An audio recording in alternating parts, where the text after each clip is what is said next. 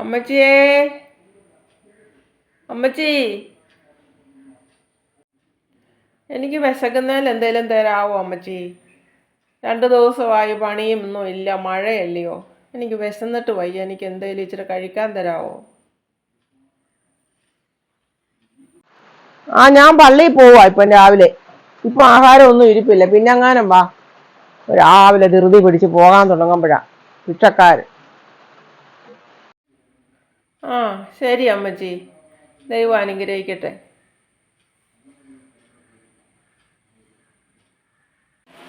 ഞാൻ പള്ളിയിൽ പോവാണേ.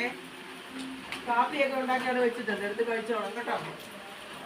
നീ എന്തിനാ മോളെ ഇപ്പം പള്ളിയിൽ പോകുന്നത്? പള്ളിയിൽ പോകുന്നു പ്രാർത്ഥിക്കാനല്ലാതെ എന്തിനാ? പള്ളിയിൽ പോയി പ്രാർത്ഥിക്കണ്ടായോ? നിങ്ങളുടെ കാര്യങ്ങളൊക്കെ ശരിയാകണം, വീടൊന്ന് പുതുക്കി പണിയണം, വണ്ടി വാറി മേടിക്കണം, അപ്പോൾ ഒത്തിരി ആവശ്യങ്ങളുണ്ട്. പള്ളിയിൽ പോയി പ്രാർത്ഥിക്കാം, സ്വസ്ഥമായിട്ട് അവിടെ ഇരുന്ന് പ്രാർത്ഥിക്കാമല്ലോ. മോളെന്തോ പ്രാർത്ഥിക്കാനാ പോകുന്നത്? അല്പം മുമ്പ് ഇവിടെ വന്ന് ഒരു നേരത്തെ ആഹാരം ചോദിച്ച ആ സ്ത്രീയോട്, ആ പാവം പിടിച്ച സ്ത്രീയോട് നീ എന്താ പറഞ്ഞത്? നീ ഓർക്കുന്നുണ്ടോ? ഒരു നേരത്തെ ആഹാരമേ അവർ ചോദിച്ചുള്ളൂ, വേറൊന്നും നിന്നോട് ചോദിച്ചില്ല. അത് കൊടുക്കാൻ നിനക്ക് മനസ്സില്ലാത്ത നീ പള്ളിയിൽ പോയി പ്രാർത്ഥിച്ചിട്ട് നിനക്ക് എന്തോ ലഭിക്കും? ദൈവം പള്ളിയിലാണോ വസിക്കുന്നത്? പള്ളിയിലും അമ്പലത്തിലൊന്നും ദൈവം വസിക്കുന്നില്ല. ദൈവം വസിക്കുന്നത് നമ്മുടെ ഹൃദയത്തിലാണ്. നമ്മളത് മനസ്സിലാക്കണം.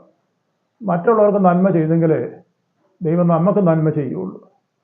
എൻ്റെ മക്കളുടെ ആവശ്യത്തിനും മക്കൾക്ക് നല്ല വീട് പണിയാനും കാറ് വാങ്ങിക്കാനും ഒക്കെ ആയിട്ട് പള്ളിയിൽ പോയി പ്രാർത്ഥിക്കാൻ നീ ഒരുങ്ങി.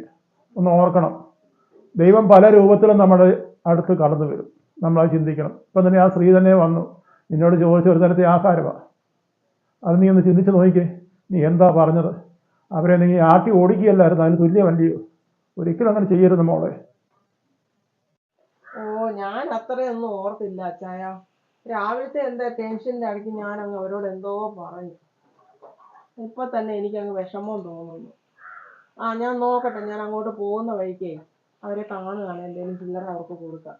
പാവ സ്ത്രീ എന്തായാലും മനസ്സ് വിഷമിച്ച് കാണുമല്ലേ.